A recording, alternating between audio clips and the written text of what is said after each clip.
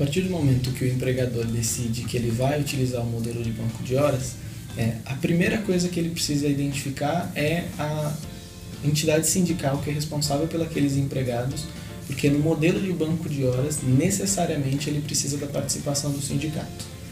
No caso de compensação, não tem essa necessidade, ele pode fazer um acordo individual com cada empregado, seja no momento da admissão ou qualquer momento durante o contrato de trabalho, mas para o modelo de banco de horas, isso é uma competência exclusiva da entidade sindical. Então, o primeiro passo que ele precisa fazer é buscar o sindicato representante da categoria para poder negociar as condições que vão ser aplicadas para esse modelo de banco de horas. Dentro desse acordo, algumas coisas não são permitidas mesmo que negociadas. São aquelas chamadas regras indisponíveis, direitos indisponíveis que nem o empregador nem o empregado têm condições de negociar sobre elas. Alguns empregados são proibidos por lei de fazer horas extras ou de estar submetido a qualquer regime de compensação. Então, a súmula 85 do Tribunal Superior do Trabalho estabelece que em atividades insalubres não pode existir o modelo de banco de horas, porque o empregado já está exposto a uma situação de risco e não seria desejável que ele permanecesse mais tempo do que o permitido naquela situação. Então, essa é uma das proibições já previstas na lei que não estão sujeitas a nenhum tipo de regime de compensação. A lei também prevê que os empregados menores de 18 anos não podem ser submetidos a nenhum regime de compensação.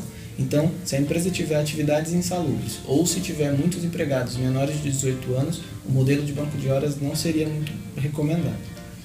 Outro modelo são as empresas que trabalham com regime de tempo parcial. São aquelas atividades até 25 horas semanais, então 5 horas diárias ou alguma coisa nesse sentido.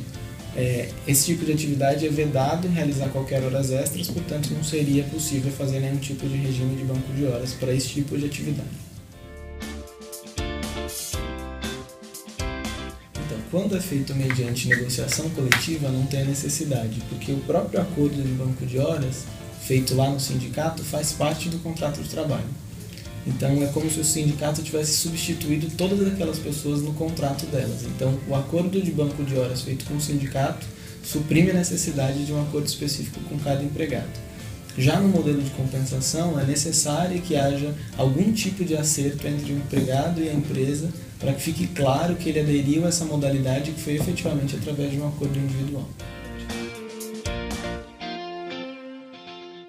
O primeiro modelo, eu acho que precisa ser implantado, é identificar qual é o melhor modelo de banco de horas que aquela empresa precisa observar. Então, é ideal que se tenha algum tipo de comissão ou de comitê onde as pessoas envolvidas façam as devidas discussões para verificar quais são as regras que vão ser estabelecidas para aquele banco de horas. Então, depois que isso estiver muito claro para todas as áreas que vão ser impactadas com o banco de horas, levar esse acordo para o sindicato para que a partir daquele acordo definido internamente pelas comissões dos empregados impactados, o sindicato possa se posicionar. Isso facilita inclusive as negociações com o sindicato, porque deixa claro que não é só uma demanda da empresa, do empregador, mas que os empregados estão de alguma forma envolvidos nessa decisão. Isso facilita o momento da negociação. Uma vez que o sindicato tiver dado o aval para essas condições, é importante que os empregados sejam comunicados das regras que foram implementadas. O ideal é que essa mesma comissão que foi formada anteriormente seja responsável por repassar informalmente essas regras, até para ser uma das defensoras da adoção do regime de banco de horas, e que a liderança da empresa seja também comunicada sobre as regras que vão ser aplicadas no banco de horas, para que ela cumpra exatamente o plano na forma com que ele foi idealizado.